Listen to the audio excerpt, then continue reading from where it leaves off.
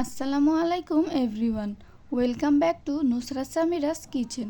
আশা করি সবাই ভালো আছেন। আজকে আমি হাজির হয়ে গেলাম ট্রপিক্যাল হুইপ ক্রিমের রিভিউ নিয়ে। এটি একটি নতুন ভার্সন।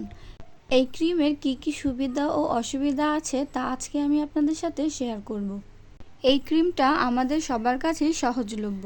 নতুন বেকারসদের জন্য পারফেক্ট একটা ক্রিম। দামটা অন্যান্য ক্রিম থেকে অনেক কম। আমি এই ক্রিমটা গতকালকে কিনে নিয়ে এসেছি। এর প্রাইস পড়েছে 240 টাকা। এখন দেখে নেওয়া যাক এটা আমাদের কাছে কতটা উপকারী। এই যে ক্রিমের প্যাকেট, এটার ওজন হচ্ছে 1 কেজি বা 1000 গ্রাম। আর এই পণ্যটা কিন্তু বাংলাদেশি পণ্য।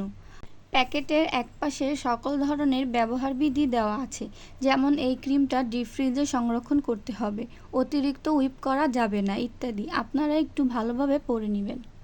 এখন ক্রিমটা তৈরি করার জন্য নিয়ে নিলাম একটি বোল। আর এই বোল ও বিটারের কাঁটাগুলো আমি ডিপ ফ্রিজে 1 ঘন্টার জন্য রেখে দিয়েছিলাম।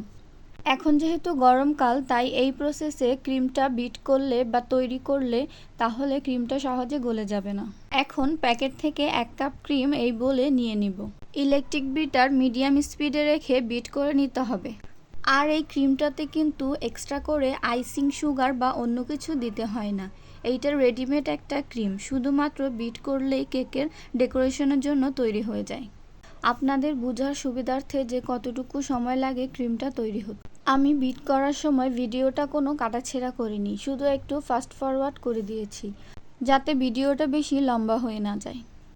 এই ক্রিমটার প্রাইস কম হলে কি হবে, এই ক্রিমটা দীর্ঘদিন পর্যন্ত সংরক্ষণ করে রাখা যায়।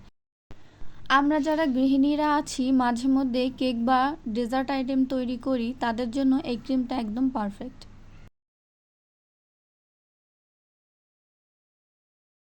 দেখুন, ক্রিমটা আগে থেকে অনেকটা ঘন হয়ে গেছে। এখন এই পর্যায়ে বোলের চারপাশে যে ক্রিমটা লেগে আছে তা স্প্যাচুলার সাহায্যে মাঝখানে নিয়ে আসতে হবে। এর ফলে সম্পূর্ণ ক্রিমটা ভালো করে বিট করা যাবে। এখন আবার বিট করে নিব।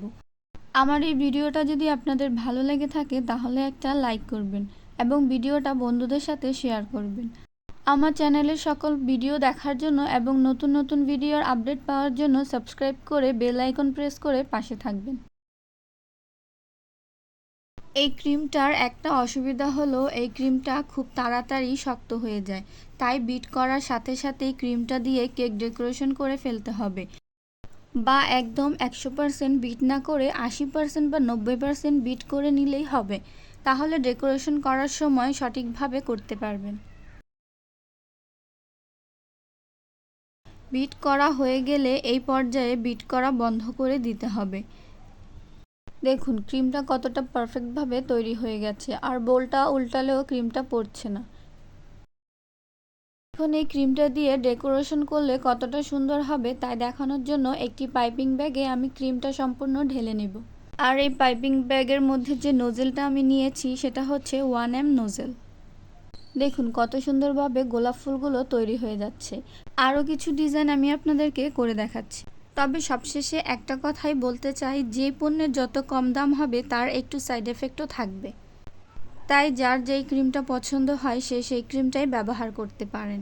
তবে যারা প্রফেশনালভাবে কেক বিজনেস করার জন্য ক্রিম নিতে চান তারা অবশ্যই ভালো মানের ক্রিমটা ব্যবহার করবেন। কারণ একজন ক্রেতা একটা ভালো কিছু পাওয়ার আশা থেকেই আপনাদের কাছে আসে। আশা করি আমার আজকের এই ভিডিওটা আপনাদের উপকারে আসবে। ভিডিওটা যদি ভালো লেগে থাকে তাহলে একটি লাইক করবেন এবং বন্ধুদের সাথে ভিডিওটা শেয়ার করবেন। আরও সব নতুন ভিডিও দেখার জন্য সাবস্ক্রাইব করে পাশে থাকবেন। আজকের মতো এখানেই বিদায় নিচ্ছি। পাশে থাকার জন্য ধন্যবাদ।